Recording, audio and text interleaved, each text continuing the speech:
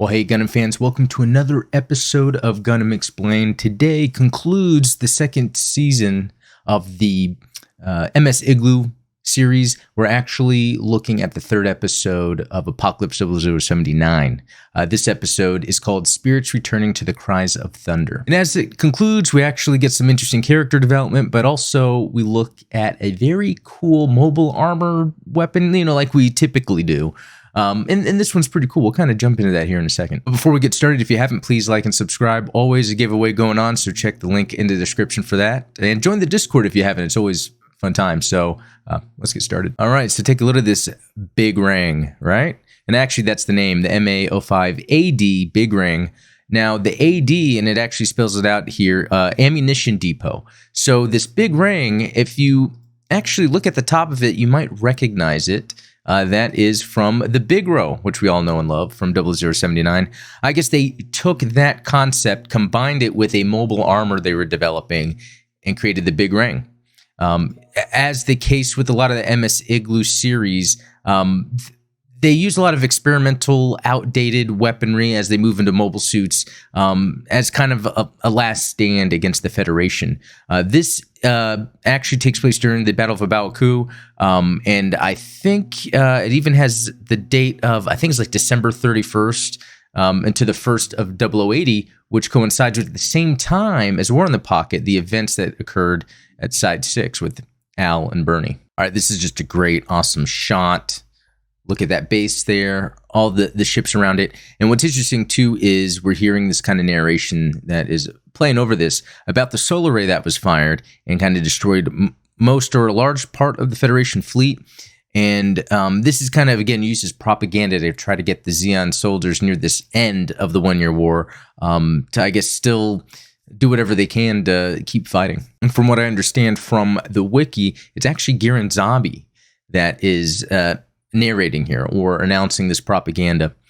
And I just got to say, I love these shots. Again, the composition when it comes to the world here in MS IGLOO is excellent, and this is no different. And I hate to always point out, but I feel like I got to. I love theme songs, but not a huge fan of what they're doing in MS IGLOO, although it keeps in with the theme of how to feel during this, because this is not really a happy-go-lucky series, really. All right, pretty cool that, we always see them talking about the technical specifics of whatever interesting mobile armor, mobile suit weaponry that they use in MS IGLOO. It's different from what's going on in the normal series, where they really just focus on character development, even though they introduce things and they speak as if it's just part of the world, trusting the audience to either understand or get it later.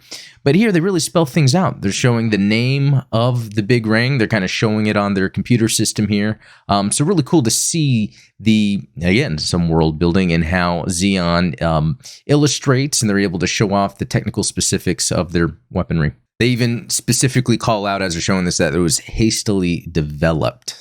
And we're seeing Oliver May actually piloting it, so he's been a main character throughout this MS IGLOO series, even where he kind of narrates the end, where he's journaling what is occurring, and he's also one of the characters that understands that this is what's going on is kind of wrong, where it's the Zeon just kind of throwing out as last-ditch efforts just some uncompleted prototypes or some failed experimental units with some older pilots past their prime, just to see what they can do to stop the Federation as much as they can. So he kind of has that anger. Are they telling those young soldiers to fight till their last breath? Now, another interesting thing about this big ring is, and it had that armor ammunition depot kind of call out in the name and how it's built. The Ogos, which we saw from the previous episode, or Ogo, it's pronounced Ogo, those capsule-like things that are the answer to the Federation ball. They can actually land in the big ring and get ammunition, resupply, and get out onto the battlefield. So the big ring can kind of sit in the battlefield and have its own weaponry to shoot out as it needs to, but then the Ogos can go out into battle, fight, and come back in. The thing is, at the end of the day, as cool as that sounds, these are kind of weaker weapons in the first place. And the actual operation here is to defend E-Field out of Baoku. It's a certain area that they're just trying to defend from the Federation. Just look at that shot. This is some cool Gundam stuff. Very cool.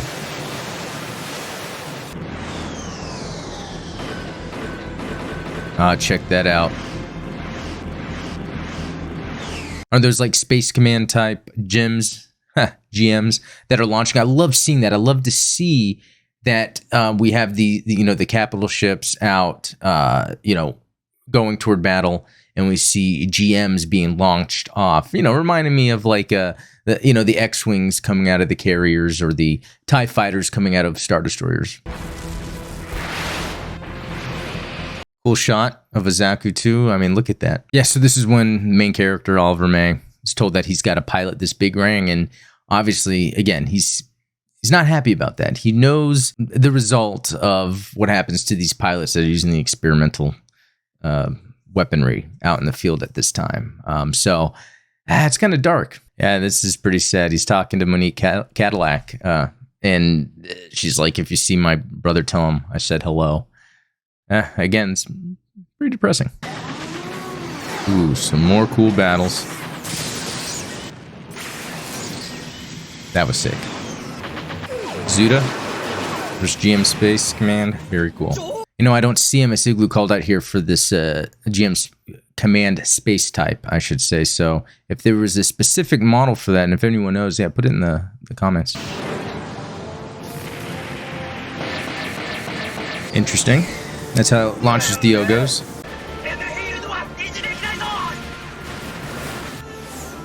I gotta say, we're seeing some top tier space combat when it comes to the Gundam UC universe. So if you haven't watched this, you really need to watch it. Obviously, I can't show everything, or this video will be taken down perhaps. Did Zaku 1 just take out 2 of those GMs? That was pretty good.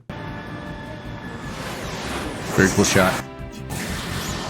I mean, look at that. And it doesn't seem too practical. So if we're going to look at the armaments, so it's got claw arms, a mega particle cannon, 4-tube missile launcher, Gatling cannon, 30-tube counterbeam shaft launcher, 3-tube large anti-ship missiles. So I guess it's got a lot of variety depending on what's coming out of it, because we saw some of those capital ships. That's what they're called. We saw the ball and obviously the GM. So it looks like it does have variety. Okay, that was impressive. Wow.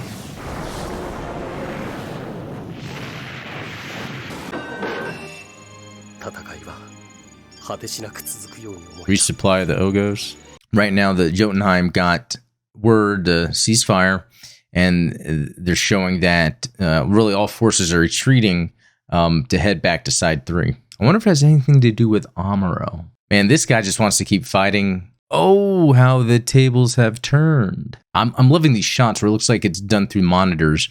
And the thing that I'm not too crazy about is the music. It's just slow music, piano, a woman singing, which I guess kind of lends to more of the depressing, sad nature of what's going on. But I would have preferred something to kind of keep up the danger or the imminent threat as opposed to just the sadness. I don't know. Maybe on one hand, we know what's going to happen, so that's kind of what is wanting to be portrayed. But on the other hand, it does kind of take me out. And just as they thought it was all over, then it gets a little more upbeat. We see a Zuda, awesome suit, coming all in thanks to Monique Cadillac and a bunch of other members of the team that went out to fight that are fine, and they're coming back in. So it ends with the credits playing that kind of cool theme song that runs kind of through MS IGLOO.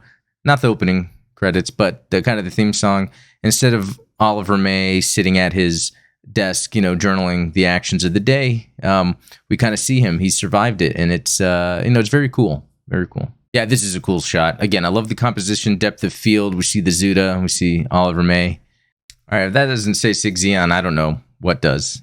All right, so that is it for that last episode. What is it? Soul returns to Thunder, according to MB, but I think it's Spirits returning to the Cries of Thunder. I think that's actually the appropriate name. But yeah, we're kind of seeing the end of the 1 year war in the eyes of that crew. Very interesting with this episode. how one of the main characters has had to mourn what's going on and really criticize what was going on, had to actually partake into the battle, get out there and fight, which he was thinking he would die. So did Monique Cadillac, but he survives in the end. I think it has kind of a happy ending in that regard, considering all the other death, destruction, kind of the inevitability of it all, really. Anyway, hope you like that. Let me know what you think. Really, just so far with these 6 episodes of MS IGLOO, you could see what you're missing if you haven't watched it yet. If you get past the CGI, you really get an awesome look into just different parts of the One Year War where some awesome battles were taking place, some more world building in terms of propaganda. We see things on TV monitors, and just seeing the different weapons fight. All right, so that is it. And what's coming up next is there's 3 more episodes in the new MS IGLOO series called Gravity Front. But it's a little different. We don't follow this crew. Now this is from the Federation's point of view. And it kind of gets a little weird. So I'll get into that when I review that. But anyway, thanks for watching. Please like and subscribe if you haven't, and we'll talk later.